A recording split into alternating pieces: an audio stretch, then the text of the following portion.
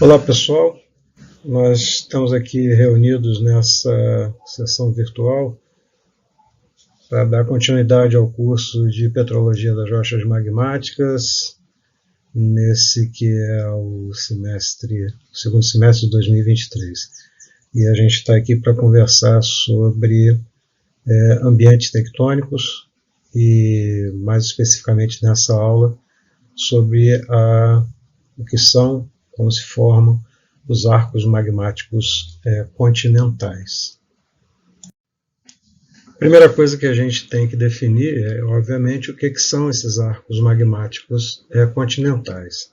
Eles são estruturas geológicas, né, associadas a margens ativas, o que significa dizer que são áreas onde nós temos a ocorrência de uma colisão de placas, né?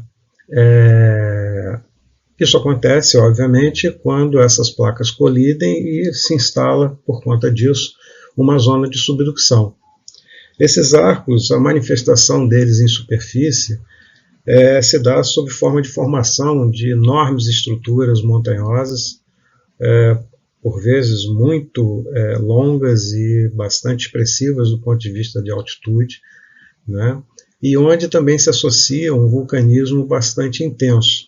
Boa parte dessas montanhas são formadas por materiais associados a atividades vulcânicas, portanto a depósitos, né, piroclásticos, coisas desse tipo, e as próprias estruturas dos vulcões. Tá? Então, nós temos nessas regiões uma atividade vulcânica bastante expressiva.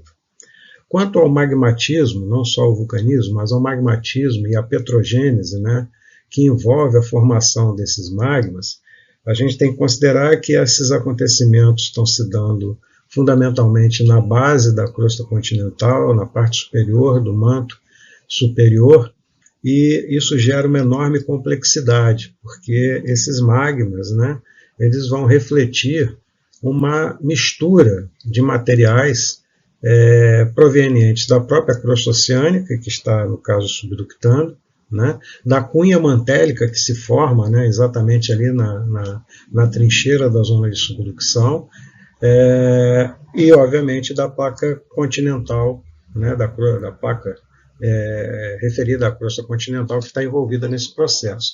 Então, na verdade, a gente tem uma possibilidade bastante grande, né, de variações do ponto de vista composicionais e do ponto de vista evolutivo, gerando processos de diversificação bastante complexos por vezes e muito intensos no sentido de modificação dos magmas inicialmente formados.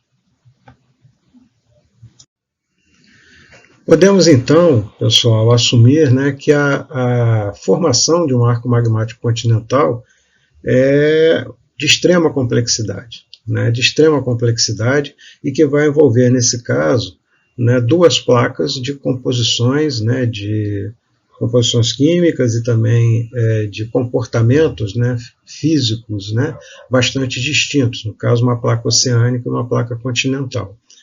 A gente tem de lembrar que esse material referente à crosta oceânica, né, ele tem uma maior densidade quando comparado ao material da crosta continental, portanto a crosta oceânica é uma crosta mais densa, o que no momento da colisão vai facilitar, né, a sua subducção, né, por ela ser mais densa. Quando há o choque dessas duas placas, a tendência é que a crosta continental subducte, né, invada, se aprofunde em relação à crosta continental. Nesse caso, né, esse é o processo que a gente chama de subducção. E essa subducção da crosta oceânica, ela, levando em consideração, né, que ela corresponde a um material mais frio e mais rico, né, em água, principalmente por conta de todo aquele material que ela vai carregar junto, referente à cunha acrecional formada exatamente na trincheira, ela, quando mergulha em direção à astenosfera, ela vai, obviamente, atingir regiões onde pressões e temperaturas são muito mais elevadas do que aquelas que a gente tem na superfície da Terra e certamente também em relação àquelas da própria crosta oceânica. Como a gente já disse, tem um comportamento, tem uma característica de ser mais fria quando comparada a uma crosta continental. No que implica isso? Bom, implica que no momento em que essa placa está subductando, né, todo esse material que ela está carregando, né, para essas zonas mais profundas em direção à estratosfera, são materiais mais enriquecidos em água, em CO2, em voláteis de uma forma geral, são materiais argilosos que foram depositados, né, nessa trincheira, e com isso toda essa área por onde ela passa vai sendo contaminada. Essa contaminação ela vai provocar, né, ela vai propiciar uma diminuição no ponto de fusão possível das rochas da crosta continental que estão sendo atingidas lá nessas zonas mais profundas, tá certo? Isso vai acontecer por quê? Porque esses voláteis, esses elementos contaminantes, eles, no fundo, eles vão rebaixar o ponto de fusão, né, rebaixar a curva líquidos daquela região, e com isso vai mudar o comportamento da geoterma. A geoterma, para o início da fusão, vai passar a ter uma configuração associada a temperaturas um pouco mais baixas. E, obviamente, então, essa região afetada vai ter o processo de fusão parcial sendo facilitado, né? Então, realçando, esse ambiente ele propicia a presença de fusão parcial nessa região da estenosfera por onde essa placa está subductando. Esses magmas que vão ser gerados, eles são magmas de menor densidade do que as rochas encaixantes. Eles são representantes de fusões parciais, fusões seletivas, né? Então, proporcionalmente, eles têm uma densidade um pouco menor. Ora, se eles têm uma densidade um pouco menor, isso vai implicar digamos, na necessidade que eles ascendam, né, que eles subam para áreas mais superficiais dessa crosta, eles atravessem essa crosta rumo à superfície. Em consequência, como consequência disso, quando eles atingem a superfície, nós vamos ter então essa atividade vulcânica intensa, né, com a construção de estruturas vulcânicas bastante expressivas, bastante altas, um vulcanismo de material ácido a intermediário, ou intermediário a ácido, se quiserem assim, né, que vai propiciar a formação de vulcões cônicos de bastante altitude, tá certo? Então essa passa a ser também uma característica marcante, né, dessas áreas denominadas de arcos magmáticos continentais. É a estruturação dessas estruturas vulcânicas altas, cônicas, ao longo de toda a região aonde a subducção está efetivamente acontecendo. Então, de forma assim resumida, a gente pode dizer que o magmatismo, né, associado a essa área, ele tem esse elemento vulcânico também associado, e ele é bastante complexo, e certamente ele reflete a mistura desses materiais, né, da crosta oceânica, da cunha acrecional, né, ou seja, da trincheira, né, daqueles sedimentos que foram empilhados nessa região da trincheira,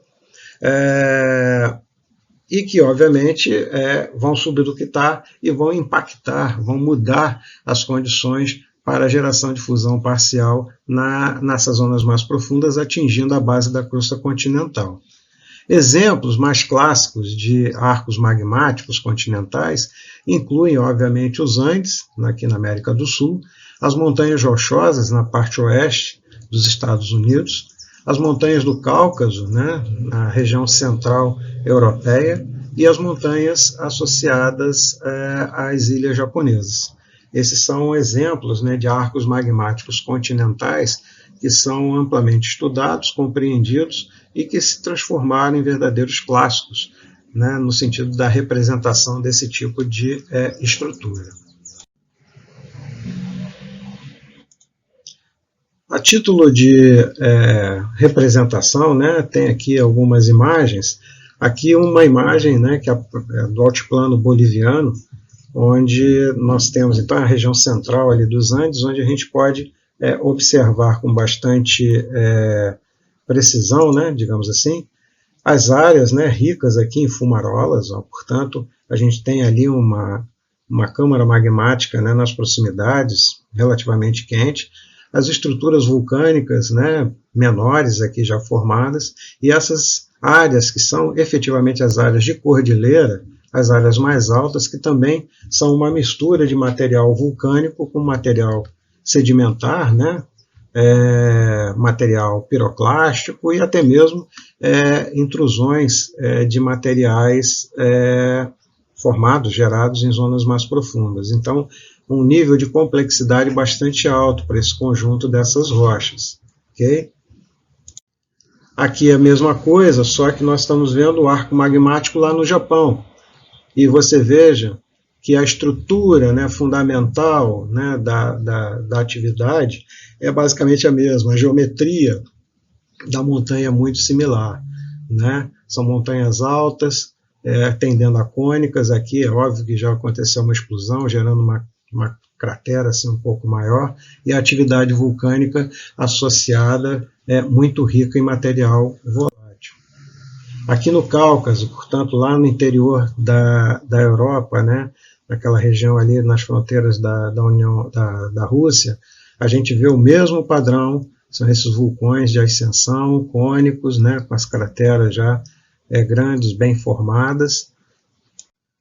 E aqui nas montanhas rochosas, tá, no lado oeste americano, há uma situação absolutamente similar em termos da tipologia das montanhas. Aqui eu juntei simplesmente essas 4 imagens, que é exatamente para a gente ter a noção da similaridade das formas, independente do local onde a gente está estudando esses arcos. Né? As formas, elas dizem muito sobre a tipologia do magmatismo, a tipologia do vulcanismo e dos materiais que envolvem a formação de todas essas rochas que formam essas grandes estruturas que a gente chama de arcos magmáticos continentais. Tá?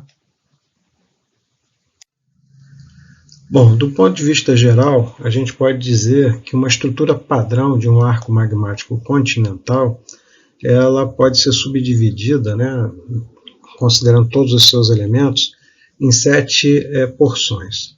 Né?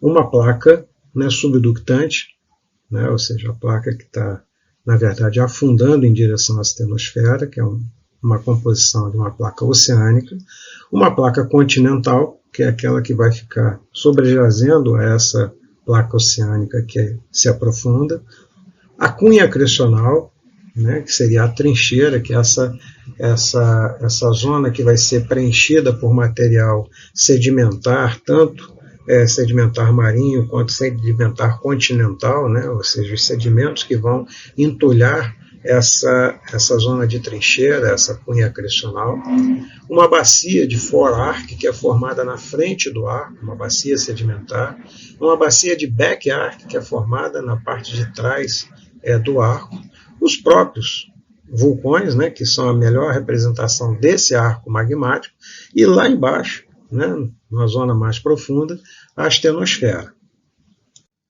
Isso está representado, então, aqui nessa figura, onde a gente pode observar todos esses elementos. A nossa crosta oceânica, que se aprofunda, que subducta por baixo de uma crosta continental. A zona de trincheira, que é onde a gente tem a formação daquilo que a gente denomina de cunha acrecional. A região da bacia de fore-arc, ou seja, a bacia na frente do arco, que vai ter aqui uma sedimentação marinha associada com uma sedimentação continental, né, levando em consideração que esses vulcões eles são facilmente erodidos por conta, inclusive, da sua altitude. A bacia de back-arc, porque, obviamente, se você está gerando sedimentos que estão indo em direção à cunha acrecional, você também gera sedimentos que estão indo na direção para trás do arco, formando então essa bacia de back-arc, tá certo? A astenosfera, como eu já falei, e a região então que vai ser afetada, né, mais fortemente por essa atividade, né, que vai ser a base da crosta continental, parte superior do manto superior, ou seja, essa região da astenosfera aqui, que vai ser instabilizada, né, por essa subducção, gerando então os magmas que vão ascender e gerar uma nova crosta continental, ou pelo menos, né, implementar o aumento, né, do volume de material crustal nessa crosta continental. Tá? Então esses seriam os elementos fundamentais do nosso arco magmático. Tá? Bom, algumas características são básicas, né, desses arcos magmáticos continentais. Uma delas é que a crosta vai ser espessada. Né? Ela vai ser espessada no sentido de que, como ela está sendo amarrotada, né, ela está sendo tensionada pela subducção da placa oceânica, a tendência, e ela, crosta continental não subducta, a tendência é que ela se espesse, né, que ela cresça e forme essas estruturas de altitude bastante expressivas, tá certo? Esse espessamento crustal, ele também favorece, né, no sentido de que os magmas que são produzidos, né, nas fusões que são geradas nas zonas mais profundas, tenham que atravessar, né, uma crosta continental agora mais espessa, portanto, né, mais volumosa, e ao longo desse caminho, que passou a ser maior, né, ele pode, obviamente, ser contaminado, sendo modificado ao longo dessa sua ascensão. Portanto, o fato de nós termos esse espessamento crustal implica que aqueles magmas gerados em zonas mais profundas tenham que atravessar, né, uma região mais espessa e, obviamente, isso aumenta a possibilidade de contaminação durante a ascensão desse magma. A baixa densidade, né, de forma comparativa falando, desses magmas crustais, eles também eles retardam a ascensão dos mesmos, eles sobem mais lentamente, porque eles são mais viscosos, eles são mais difíceis, né, de ascenderem, apesar de serem, digamos assim, menos densos. Mas tem uma dificuldade adicional pelo fato de que a composição deles, sendo de caráter mais intermediário e eventualmente até mais ácido, né, gere uma dificuldade de ascensão por conta do aumento da viscosidade. E isso vai fazer com que, obviamente, mais diferenciação possa acontecer e, eventualmente, até mesmo, né, que essa cristalização aconteça antes que esse magma efetivamente atinja, né, as zonas mais superficiais e sejam extravasados sob forma de uma atividade vulcânica. Tá?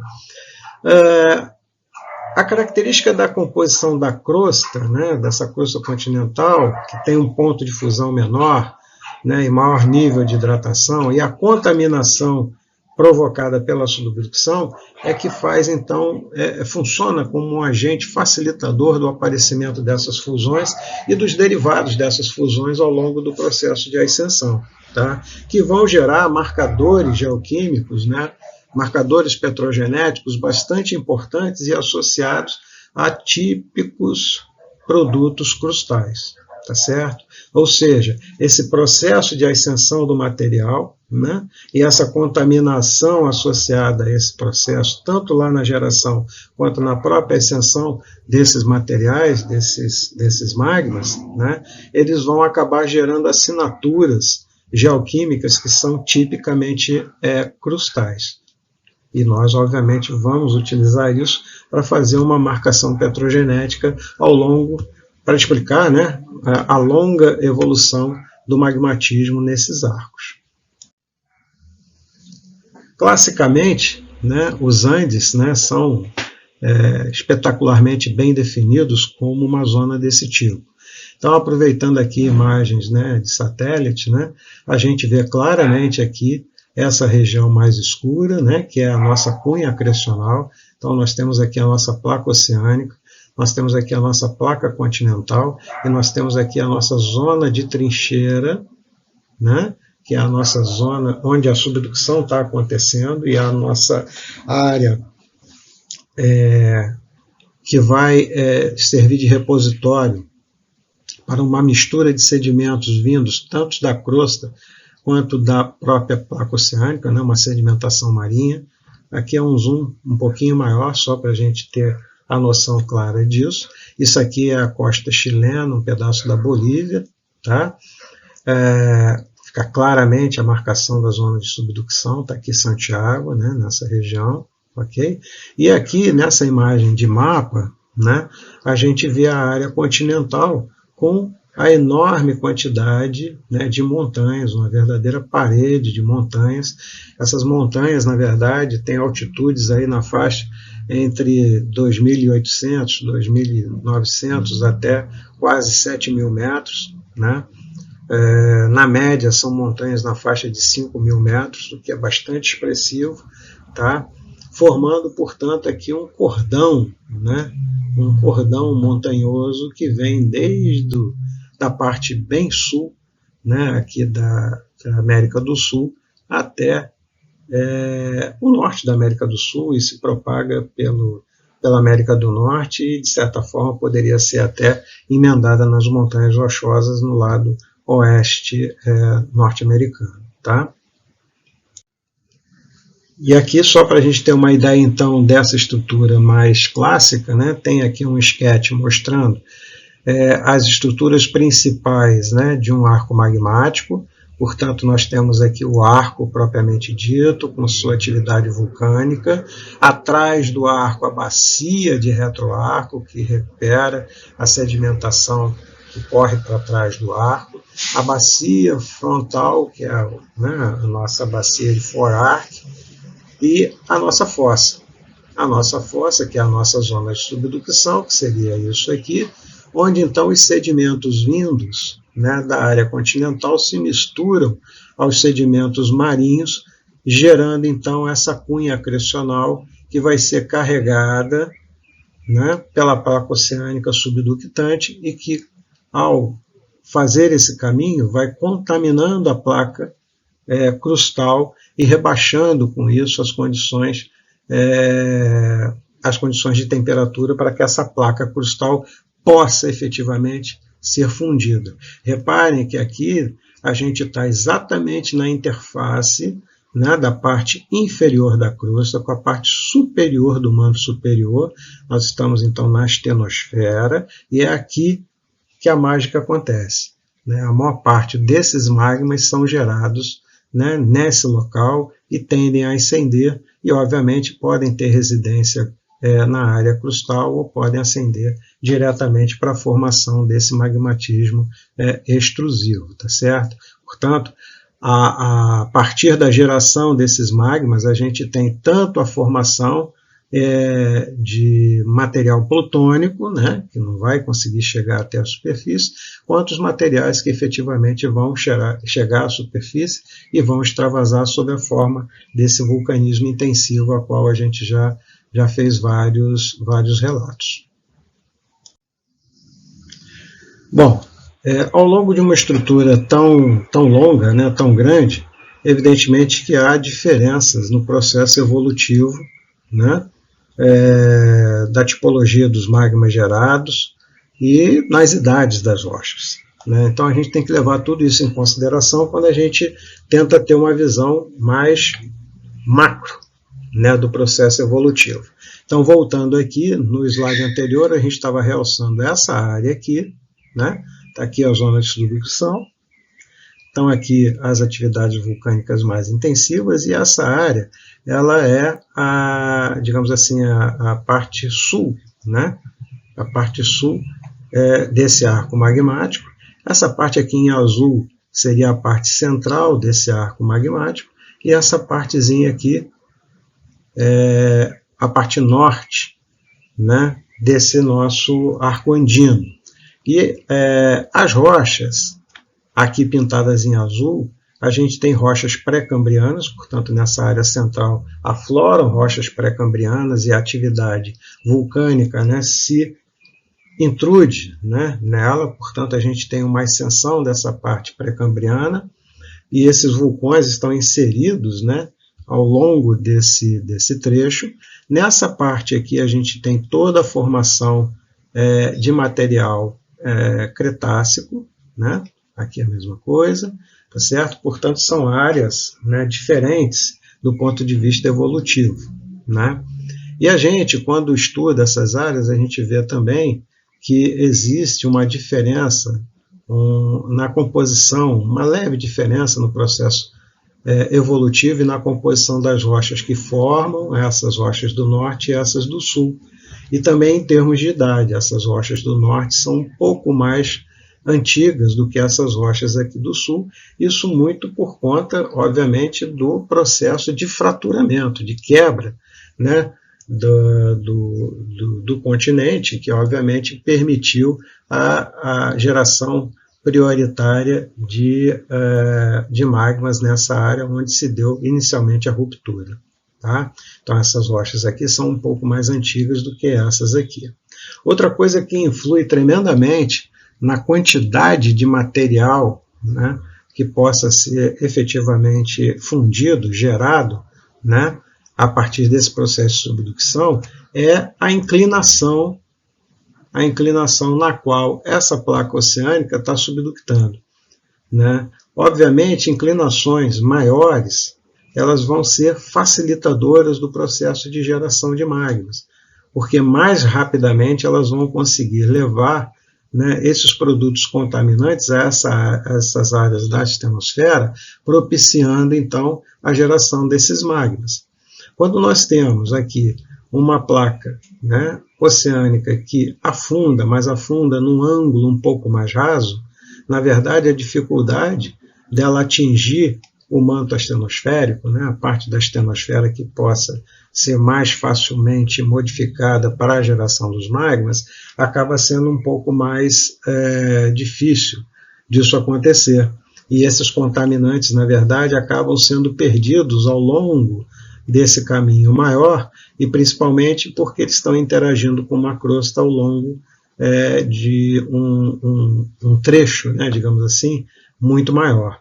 Portanto, quando a gente tem afundamentos, né, subducção com ângulos, né, mais expressivos, a tendência à formação de magmatismo, né, a tendência à geração de magmas é muito maior do que quando a gente tem inclinações dessa placa subductante menor. Isso dificulta a geração dos magmas. Bom, vamos ver agora algumas imagens, né, referente a esses arcos. Tá? Essa região aqui que está fotografada, essa imagem ela foi batida, né, naquilo que é chamado, como se fosse um altiplano, né? É antes do início da subida, propriamente dito, do arco magmático. Então, o que a gente está vendo aqui ao fundo, na verdade, é aquilo que é chamado de pré-cordilheira. Tá? A cordilheira mesmo, a cordilheira andina, ela ainda não está visualmente aqui nessa imagem. Tá? Então, nós estamos nessa região aqui exatamente na bacia back-arc, na bacia pós-arco, atrás do arco. Né? Então, aqui há uma predominância, né, nessa parte, principalmente nessa parte aqui solapada, nessa parte mais plana, de sedimentação, e nessa primeira subida, né, que já é um tanto quanto expressiva, mas não é tão expressiva em termos de altitude, a gente já tem esses sedimentos começando a ser metamorfizados. Né? Porque, na verdade, o que está acontecendo? Como eu tenho um esforço vindo nessa direção, né, ou seja, lá do litoral para cá, essas rochas aqui elas estão sendo, de certa forma, amassadas, elas estão sendo comprimidas, e elas começam, então, a ser deformadas e a passar por um processo também de metamorfismo. Então, essas rochas a gente denomina de rochas da pré-cordilheira, e elas são predominantemente, mas não exclusivamente, formadas por material sedimentar já deformado e, eventualmente, um tanto quanto metamorfizado. Quando a gente chega nessa área aqui, aí a gente já está vendo a cordilheira, né? Estamos mais perto, essa foto então é tirada a partir dessa área da pré-cordilheira, né? E a cordilheira propriamente dita mais ao fundo. Então há um desnível, né? Há um desnível altimétrico bastante expressivo, mas na verdade não há uma quebra. isso aqui vai subindo gradativamente até você chegar a esses topos que já estão aí na faixa dos 5.000, 5.500 metros. Aqui você está numa faixa de 2.800, alguma coisa desse tipo, tá? A distância aqui é bastante expressiva, tá? Isso aqui não está muito perto. E aqui a gente pode ver, ó, nessa área de pré-cordilheira, a quantidade, né, de estratos, né, associados a ela. Isso é uma mistura de material sedimentar com material piroclástico, tá? Então é um depósito vulcano sedimentar que na essência forma essas rochas da pré-cordilheira. Aqui é para vocês terem uma ideia de que quando a gente está num evento, né, num evento científico, né, que está discutindo os Andes, como é que funciona. Né? Você tem aqui um aparato, né, que te leva para as regiões, te leva para os afloramentos, né? Você tem lá o responsável pela excursão, né, falando, e obviamente, como você está lidando ali com 60 pessoas, nesse caso aí mais ou menos, você faz uso do megafone e você tem os auxiliares que levam, repare, os perfis, né, para que você compreenda aquilo que está sendo dito e também compreenda aquilo que você vai ver a partir do momento que você acessa os afloramentos, tá certo? Que você caminha em direção aos afloramentos. Nessa área aqui, a gente está exatamente nessa área de pré-cordilheira. Esse pessoal que está aqui nesse topo é um topinho de material rudáceo, né?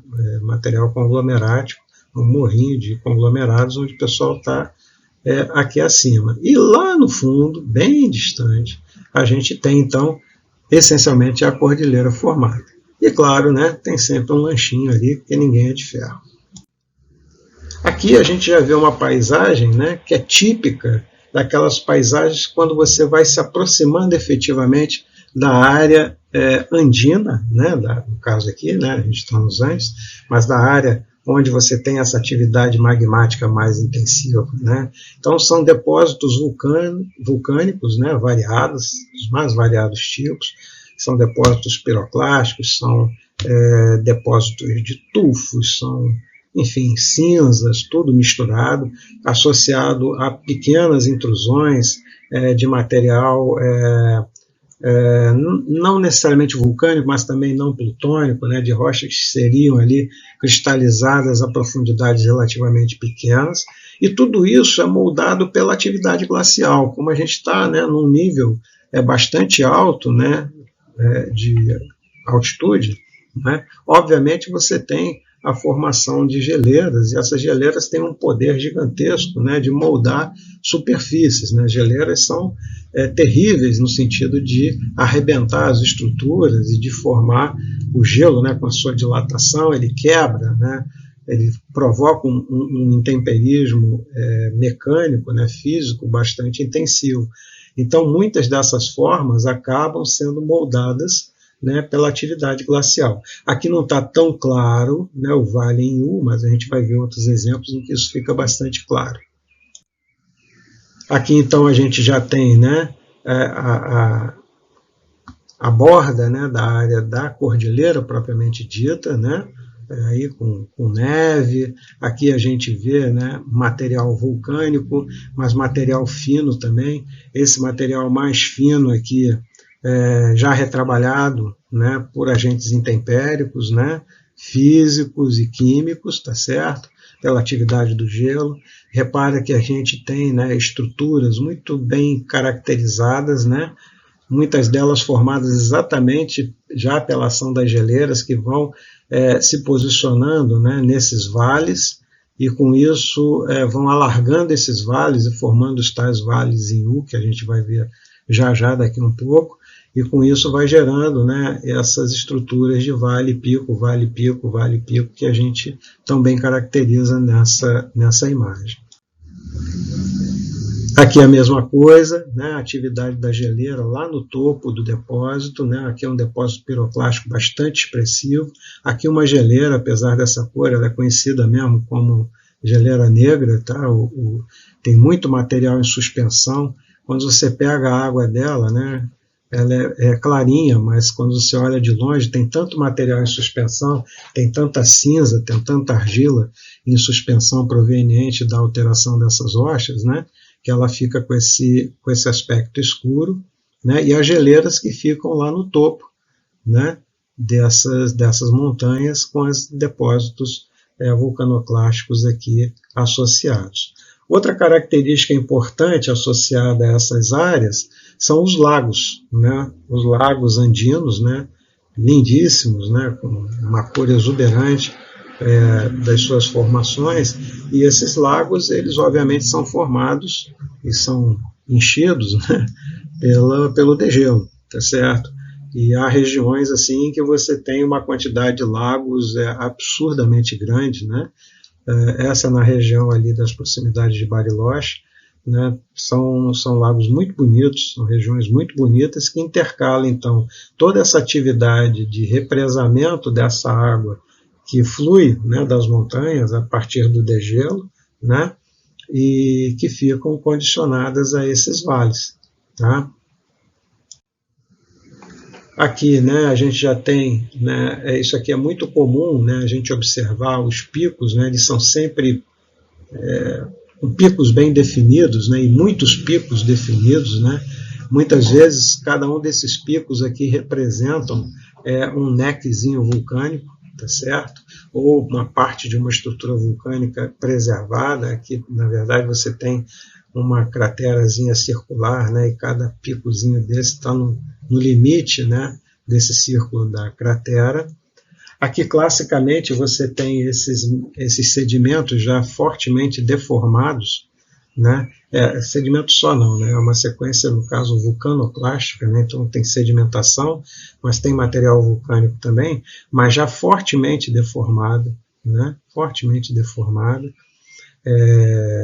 gerando esses padrões assim que são belíssimos, né, porque eles estão muito limpos, né, por conta da atividade intempérica não ser tão química, né, ser uma atividade intempérica mais física, né, que preserva mais a rocha.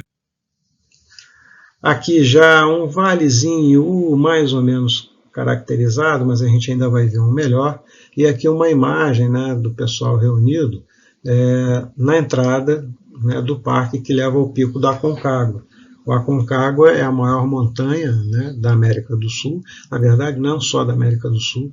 O Aconcagua é a maior montanha, tirando as montanhas associadas ao Himalaia, a cadeia himalaiana, né.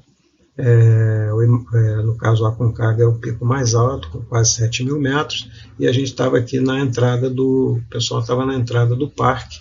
Tá aqui a plaquinha, né? O pessoal andou um pouquinho. E é uma caminhada longa, são 4 dias, né?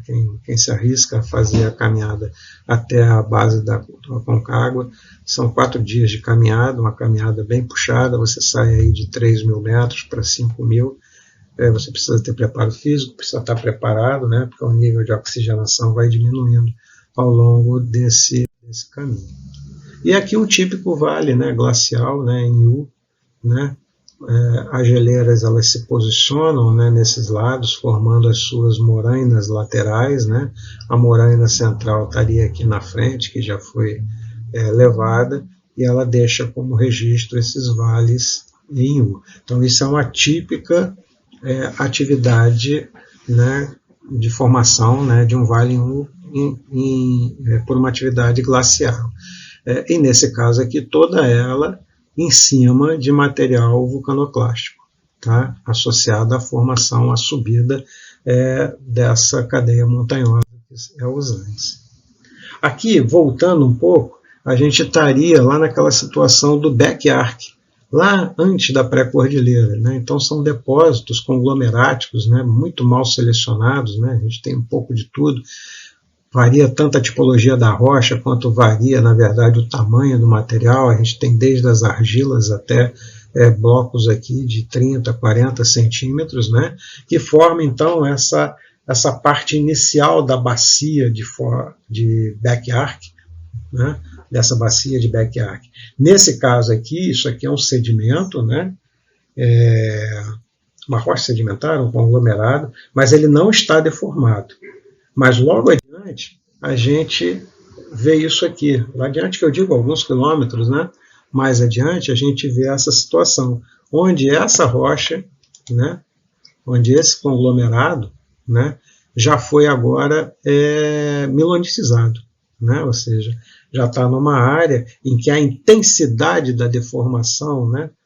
Acontecendo ali nessa bacia de Beck-Arc já é bastante grande, já é suficiente para você milonitizar, reorganizar aquela estrutura, transformando aquele conglomerado num conglomerado agora milonítico.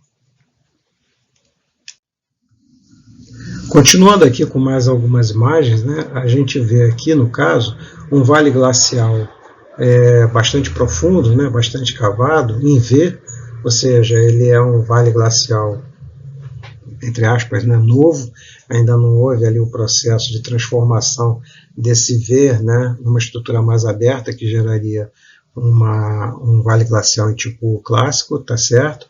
E esses depósitos, ele é cavado, né, em depósitos de material vulcânico, onde a gente continua tendo uma mistura, né, uma mistura de tipos de rochas diferentes, ali de composições intermediárias a ácidas, eventualmente até mesmo com alguns basaltos inseridos, mas em volumes bastante restritos. Tá? O domínio aqui total são das rochas andesíticas, riodacíticas e eventualmente alguns riolitos e lá alguns basaltos também de forma restrita, né? Sob forma tanto de pequenas intrusões hipoabissais, né? Aquelas intrusões de pouca profundidade, né? De câmaras magmáticas, né? De pouca profundidade, quanto de material que efetivamente extravasou na superfície. Tá? Então a gente gera um acúmulo, né, desse material pela atividade vulcânica e por essa isostasia, essa ascensão, né, desse material, fazendo com que rapidamente esse material cresça, né, e as altitudes, obviamente, passem a ser bastante expressivas.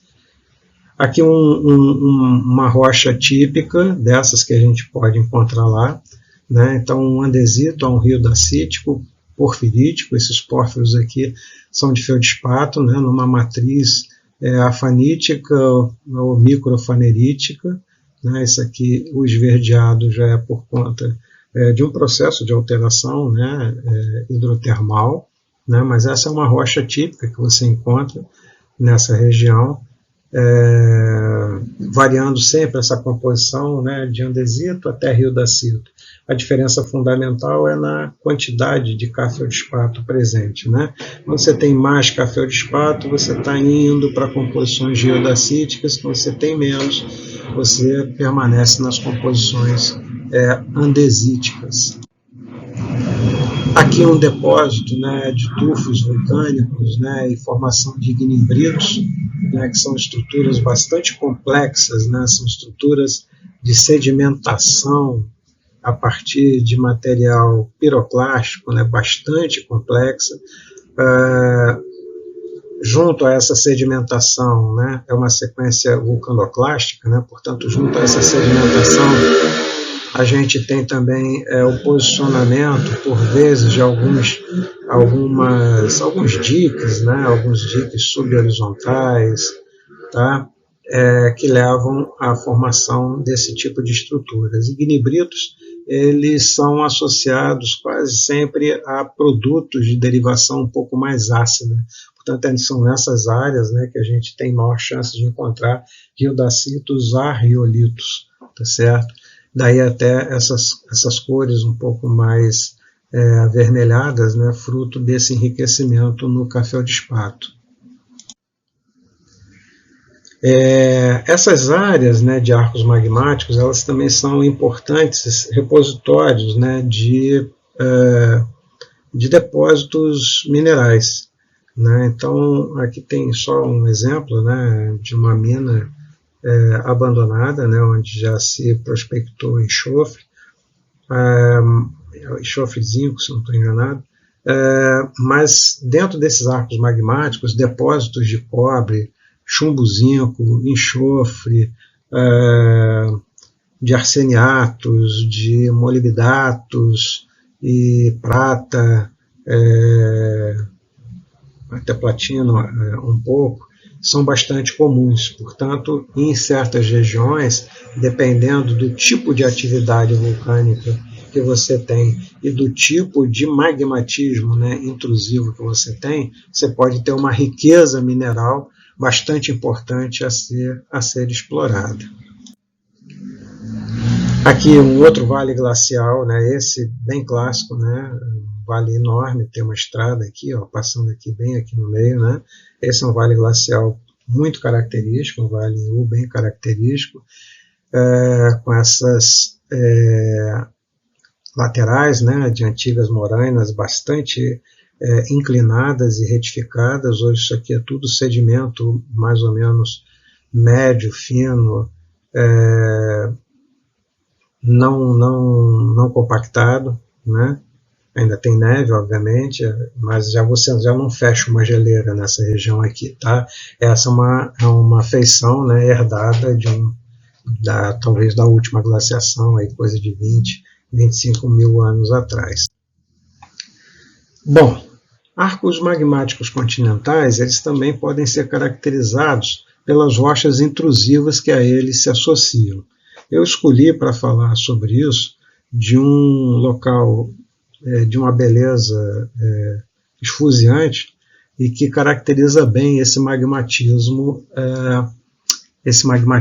digamos, intrusivo, né, associado a esses arcos magmáticos continentais. Então, é um trecho dos Andes conhecido como Cordilheiras Torres del Paine. É uma das principais atrações turísticas, né, dos Andes nos dias de hoje, né, por conta, inclusive, de um ótimo parque muito bem estruturado, chamado Parque Nacional Torres del Paine. É um ponto turístico de caráter mundial, né, e ele fica no sul, né, da Patagônia chilena. É um lugar bastante frio, né, você tem que balizar bem quando é que você vai lá. E ele a principal forma, né, associada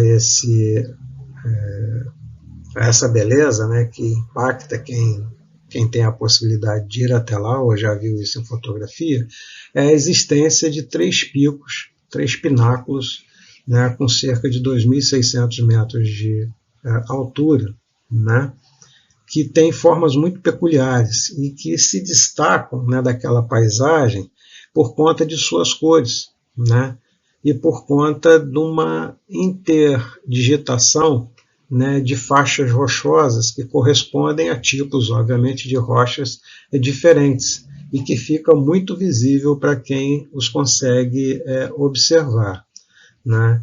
Então você tem lá uma faixa de rocha clara, né, onde você vê contatos planos muito bem definidos que se mostram contrastantes, né, com as rochas escuras que podem ser observadas na parte de cima e na parte de baixo em relação a essa rocha clara, né? Então é meio que um sanduíchezinho onde essa rocha clara é o recheio. Essas rochas de cor mais escura correspondem a camadas de rochas sedimentares, tá certo? Sedimentos originários marinhos, né, no ambiente marinho, que se formou durante o tempo em que o Gondwana estava se separando, estava se quebrando, portanto, em tempos do Cretáceo. Bom, essas rochas mais claras, que correspondem então aos elementos ígneos, né, dessa estrutura, elas são resultantes da intrusão de pelo menos 4 corpos magmáticos de composição granítica. Portanto, essas rochas claras, elas têm composição granítica e elas são, obviamente, intrusivas nessas rochas sedimentares, tá? E esse conjunto, né, de rochas magmáticas intrusivas cobre uma área de cerca de 200 km², o que não é pouca coisa. Para vocês terem uma ideia, aqui no Rio de Janeiro, o maciço da Pedra Branca, né, tem em torno aí de 150, 160 km². Portanto, é uma área bastante expressiva, né, de ocorrência desse material. Bom, por conta, né, de uma série de movimentos estruturais, por conta de isostasia associada a essa orogenia andina, se deu, portanto, esse sorrimento tectônico, né, desses materiais. E esse conjunto todo, ao longo desse processo, acabou por ser fraturado, ser deformado, né, e por conta de todo esse aparato, parte desse material chegou à superfície e ficou em exposição. Esse material que ficou em exposição, obviamente, hoje, ele está exposto ao processo erosivo, insisto, principalmente de componente físico, né? Uma erosão intensiva, né?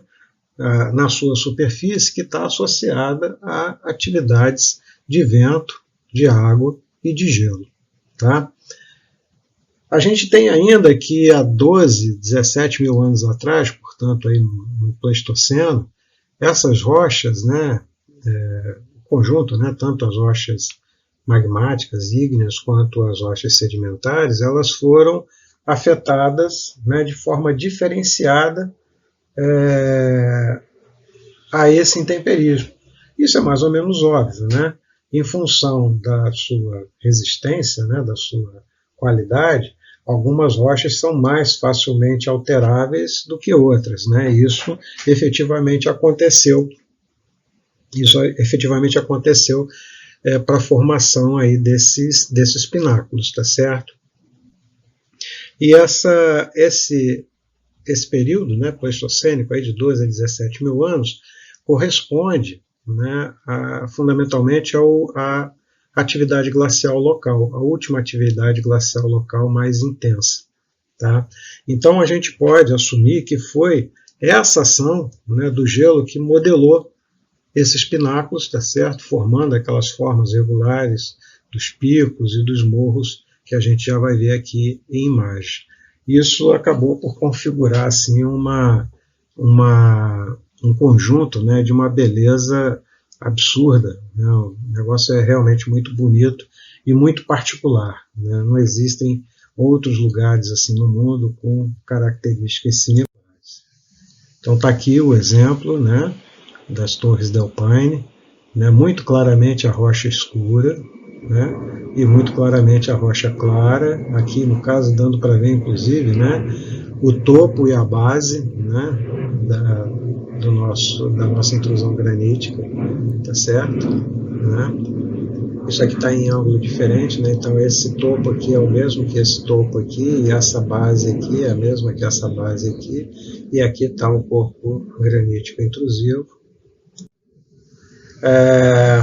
E aí, né, os estudos, né, que já foram realizados lá, e não foram poucos, mostraram, né, que esse maciço Torres del Paine, ele é composto por, como já disse, rochas plutônicas e sedimentares.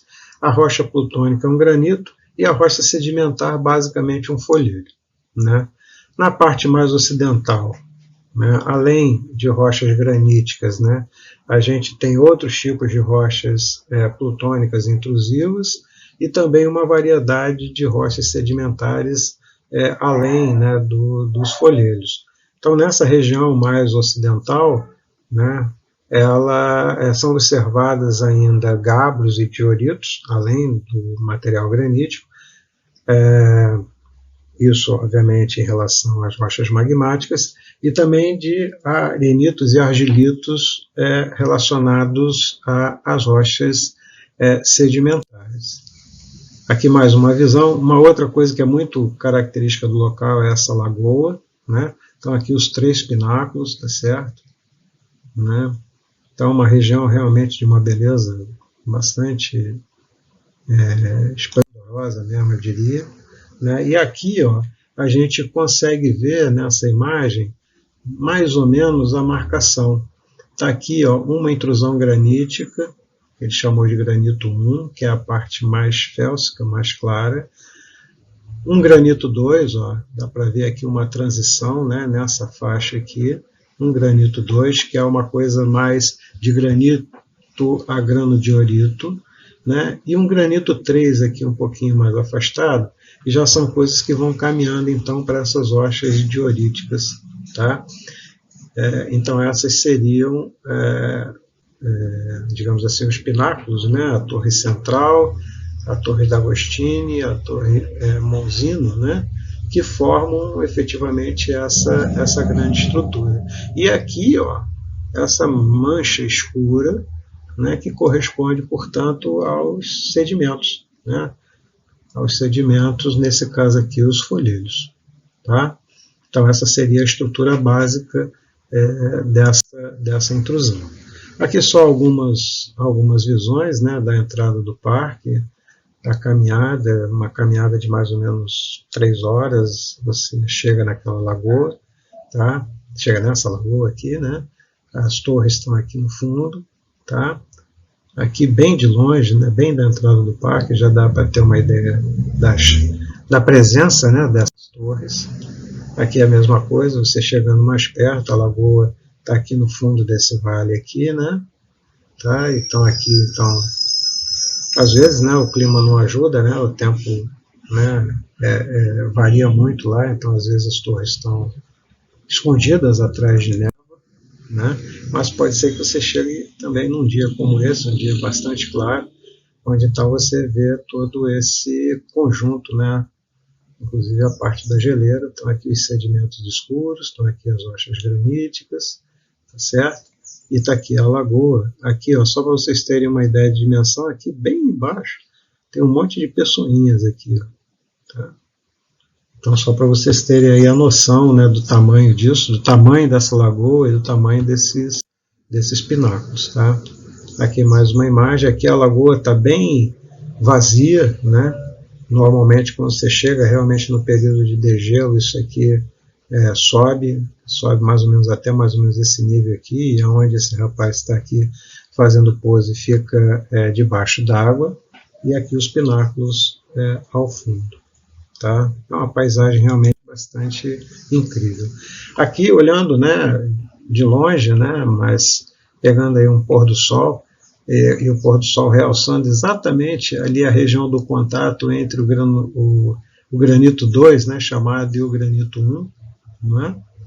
E, obviamente, para quem gosta de escalar, existem vias de escaladas, que não são vias de escaladas muito simples, mas que estão lá marcadas, grampeadas, para quem quiser se arriscar e chegar lá no topo. Nesse caso aqui, essa via de escalada aqui, ela corresponde a esse morro aqui. Tá? Bom, como é que esse maciço se formou? Esse maciço, ele se forma, é uma geologia um tantinho complexa, mas nada também muito sofisticado.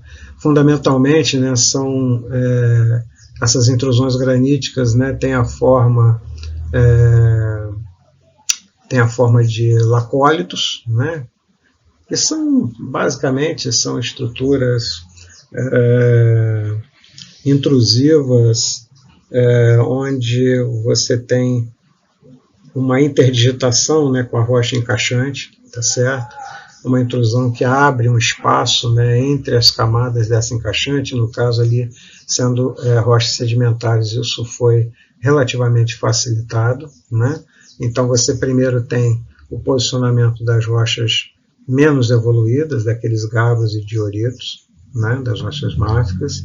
Depois você tem o posicionamento do primeiro pacote de rocha granítica, que é o granito 3, tá? Por sobre ele, né, o granito 2, e por sobre tudo isso o granito 1, tá certo? Então aqui você tem uma zona, né, por onde esse material magmático ascende, tá certo? Aqui você tem os sedimentos, né, os sedimentos, e empacotado nesses sedimentos, então você tem esse material que varia desde os tipos menos diferenciados, que é o pacote máfico, até os tipos mais diferenciados, que correspondem ao granito chamado granito 1. Tudo isso aí, né, ascendeu através de um processo de falhamento, né, houve, portanto, né, um caminho que foi aberto nesse falhamento. Muito possivelmente essa descompressão também facilitou a ascensão, talvez até mesmo a geração desses magmas que ascenderam para essas regiões menos profundas. Lembrando que são coisas intrusivas, portanto, tudo isso se formou em subsuperfície, né, na crosta, e depois, por processos de deformação associados à orogenia andina, processo de isostasia, é que esse material veio a se posicionar na crosta na forma como a gente consegue observar hoje. Tá? Então está aqui uma estrutura, né, mostrando o que é um lacólito, né? Você tem uma câmara magmática, né? Essa câmara magmática abastece, né, uma área repositório, né, mais superficial. Então ela vai sendo abastecida e vai formando, portanto, essa estrutura. Ela abre, né, um espaço entre essas camadas previamente existentes. Quando essas camadas são sedimentares, isso facilita o processo, e esse magma então começa a se esparramar, formando aqui, né, uma estrutura de um sil, né, um sil como se fosse um cálicezinho, né, com esse dique aqui vertical, subvertical, que é o feeder dike, né, o dique alimentador, com esse material então se esparramando entre essas camadas sedimentares, formando a nossa estrutura lapolítica, né? E isso se dá, quantos pulsos você tiver desses magmas, tanto mais você vai empacotando esses magmas nessa região, que foi o que aconteceu lá, né, basicamente com 4 pulsos, um de caráter mais magmático e outros 3 de caráter mais ácido, mais diferentes entre si. Voltando à estrutura geral, né, do arco magmático andino, e só para realçar aquilo que eu já falei um pouquinho lá na frente, existem diferenças entre as áreas ao sul, áreas ao norte e a área central. Isso fica bastante bem definido, né, quando a gente coloca, né, nos diagramas AFM. Né? Em diagramas AFM, aqui a gente tem, né, o trend que separa, né, as rochas toleíticas das rochas calcioalcalinas. O que a gente observa é que, fundamentalmente, há uma predominância quase que total de rochas calcioalcalinas em relação às rochas toleíticas nessa região, o que era de se esperar, já que o magmatismo básico é muito, muito restrito. Né? Então você tem um magmatismo com uma contribuição crustal muito efetiva, e isso repercute, obviamente, na composição dos magmas, nesse caso de magmas calcioalcalinos. Mas eu chamo a atenção que quando a gente compara essa região sul aqui, né, com essa região norte aqui, a gente vê que o trend é um pouco diferente. Né? Nessa região norte aqui, que foi a primeira a ser formada, né, ela tem idade um pouco mais antiga, você tem uma concentração, né, de rochas, né, com um nível, né, de diferenciação um tanto quanto mais restrito, certo? E quando você chega aqui no sul, por enquanto vamos deixar a parte central em aberto, né, esse trend é um trend muito mais bem definido até os tipos mais ácidos. Tá? Aqui você até tem alguma coisa ácida, mas não em grandes volumes. Há uma concentração dessas coisas nas partes de rochas que seriam ali mais intermediárias, né, a um pouco mais básicas, tá certo? Então há diferenças, e essas diferenças elas são função do próprio processo de evolução do arco magmático, do seu tempo, né, que faz com que o magmatismo, né, também reflita essa diferença temporal. E nessa parte central aqui, onde a gente tem, né, uma relação direta, né, com essas rochas pré-cambrianas, aí a gente já vê, ó, um trem cálcio-alcalino clássico, né, justamente porque a gente já tem uma contribuição, vai ter uma contribuição desse magmatismo mais novo, muito associada, tá certo, a sua necessidade de percorrer o caminho atravessando essas rochas pré-cambrianas, o que permite aí um processo eventual de contaminação desse material, gerando trends, né, mais bem definidos, que vão desde essas rochas menos diferenciadas até as rochas mais diferenciadas. Então isso aqui é para chamar a atenção que dependendo da área, dependendo da relação temporal, dependendo do tipo de crosta que está envolvido, mesmo um arco, obviamente um arco enorme desse tamanho aqui, né, vai apresentar diferenças no seu comportamento químico, gerando rochas diferentes, dependendo do momento evolutivo a qual ele está efetivamente relacionado. Isso vai ficar bem marcado quando a gente coloca, né, dados referentes a cada uma dessas três áreas em diagramas em que a gente analisa as terras raras a elas associadas. Então a gente vai ver que, por exemplo, essa área, comparando, né, o sul com o norte, essa área ao norte, né, que está aqui representada pelas bolinhas amarelas, ó, ela vem aqui por baixo, né, ela vem aqui por baixo, com um nível de diferenciação que não é tão intensivo. Mas quando a gente compara com o nível sul, com a área sul, desculpa, a gente vê essas bolinhas aqui, ó, o nível de diferenciação também é relativamente baixo. Quando comparado a essas que estão contaminadas por essa crosta mais espessada e pré-cambriana, onde a diferenciação fica muito mais proeminente, fica muito mais bem marcada. Tá? Então, na verdade, a gente consegue juntar essas informações, né, e traçar, né, em linhas gerais, processos evolutivos para o arco como um todo. Mas sempre lembrando que, obviamente, quando você estuda especificamente, né, cada uma dessas áreas, vão aparecer dezenas de padrões diferentes, tá certo? Isso é uma generalização só para mostrar que dentro desse processo evolutivo, para coisas com estruturas muito grandes como essas, existem regiões que podem ser caracterizadas, que podem ser homogeneizadas em função de suas características químicas, como é o caso aqui. Efetivamente, isso aqui seria um sketch, né, que mostraria de uma forma um pouco mais sofisticada tudo isso que a gente veio falando, né, ao longo dessa mais de uma hora. Basicamente, você tem um sketch que representa, né, a subducção de uma crosta oceânica, ok?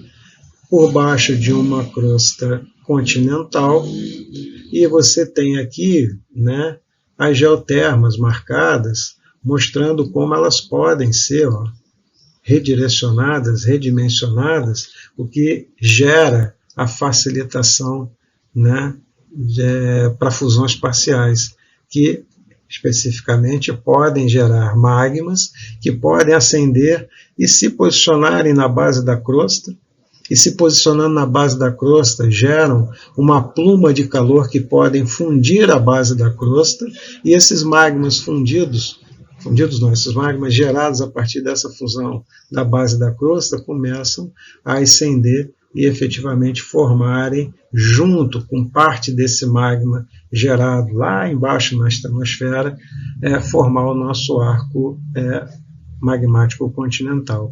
Então você repara que, na verdade, é óbvio, né, que eu estou aqui simplificando tudo, mas mesmo nessa simplificação, já dá para perceber o nível, né, de sofisticação dos processos, onde você vai ter conjuntos que são gerados na base da crosta, né, por aquecimento, inclusive provocado por esses magmas gerados em zonas mais profundas, tá? E você vai ter esses magmas gerados em zonas mais profundas que conseguem efetivamente ascender até extravasarem, né, na superfície. Obviamente que isso, né, vai gerar um volume de material bastante expressivo e, ao mesmo tempo, um volume de material bastante diferente, né, já que parte dessas rochas vão ter processos de assimilação, né, e diferenciação associados, principalmente essas formadas na base da crosta, e outras vêm evoluindo quimicamente desde zonas muito profundas, abaixo dos 100 km de profundidade. Então, o potencial que a gente tem de gerar, né, produtos diferentes da interação desse material é muito, muito, muito expressivo, tá certo? Lembrando que toda essa área ela fica submetida a um processo que a gente chama, né, de desidratação, né, do slab, né, ou seja, aquele material que estava aqui na trincheira e que foi levado lá para baixo, ele acaba, né, fazendo com que essas curvas de temperatura sejam redefinidas e você gere fusões, ó, aonde efetivamente, se não houvesse essa contaminação por esse material da cunha acrecional, as fusões seriam muito mais difíceis de acontecer, porque não haveria esse rebaixamento de temperatura provocado pela hidratação desse material, né, levado lá para baixo pela subducção sob forma da cunha acrecional. Tá? Bom, indo já para o final, a gente tem que caracterizar esse vulcanismo, né? Esse vulcanismo associado aos arcos magmáticos continentais, eles geram vulcões do tipo estratovulcões, eles são absolutamente predominantes em termos de volume, de material e área. Essas estruturas, né, elas são compostas fundamentalmente pelo material piroclástico que é acumulado a partir, né, das suas várias e constantes atividades, portanto, a partir da lava expelida, a partir do material explosivo jogado na atmosfera, gerando, né, então, depósitos também, vulcanos sedimentares, depósitos piroclásticos. Lembrando que a composição dos magmas associados a esses vulcões, eles podem variar dentro de um conjunto basalto-andesítico que é restrito em volume, tá certo? Há andesitos que são francamente dominantes em volume, e aos dacitos, riodacitos e ignibritos, né, riolitos, que são volumetricamente importantes, mas não dominam em termos de volume. Então, na essência, a gente tem pouco basalto, uma variação de basaltos a basaltos andesíticos. A gente tem um predomínio desses andesitos, e a gente tem um volume de dacitos, riodacitos e riolitos e ignibritos bastante expressivo, mas não dominantes. Esses vulcões, eles geram aparelhos, né, eles formam aparelhos bastante expressivos, de altitudes bastante expressivas, né, chegando a mais de 4.000 metros, e eles são, durante, né, obviamente, a formação do arco, extremamente ativos. Tá? Lembrando, né, só a título de informação e curiosidade, que o ponto mais alto da superfície da Terra, fora da cadeia das montanhas do Himalaia, está exatamente aqui nos Andes, que é o Pico da Aconcagua, com seus 6.961 metros de altura. Portanto, a maior estrutura, né, o pico mais alto, tirando aqueles da cadeia do Himalaia, né, no mundo, está aqui nos Andes e é representado pelo Pico do Aconcagua, que fica na Argentina, na fronteira com o Chile. Tá aqui o Aconcagua, né? É uma região bastante árida para você chegar lá, né? Recordem aquela imagem que eu coloquei lá atrás, né, no início do parque. Você leva de 3 a 4 dias para chegar naquilo que é chamado acampamento base, né, do pico, ali na faixa dos 5.000 metros. A partir dali você tem mais alguns acampamentos, né, acampamentos de apoio para chegar no pico. Existem várias rotas de escaladas, algumas são escaladas de nível de dificuldade extremamente alto, e outras não. Outras são aquilo que a gente costuma chamar de escalaneada, né? Você basicamente usa corda, usa equipamento de escalada, mas fundamentalmente não tem um rigor técnico de escalada tão grande. Tá? Aqui só mais algumas paisagens dessas regiões do altiplano. Isso aqui é tudo no altiplano boliviano, né? Esses vulcões então altos, quase sempre cobertos com geleiras, né?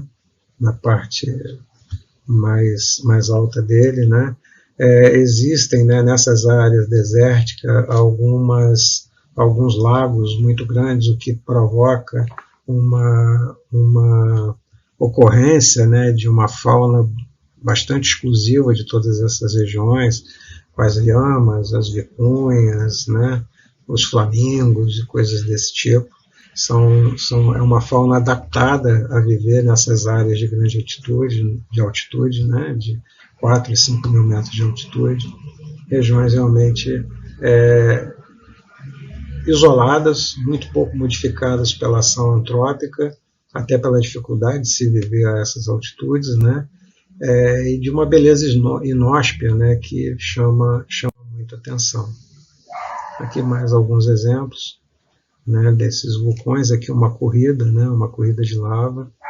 Tá? São comuns a formação daquilo que a gente chama de lahars, né, que são quando esses vulcões entram em erupção, e no que eles entram em erupção essa geleira é derretida, e aí você junta esse material de geleira com o material piroclástico, e isso pode percorrer distâncias bastante grandes e é tremendamente perigoso do ponto de vista da destruição que causa.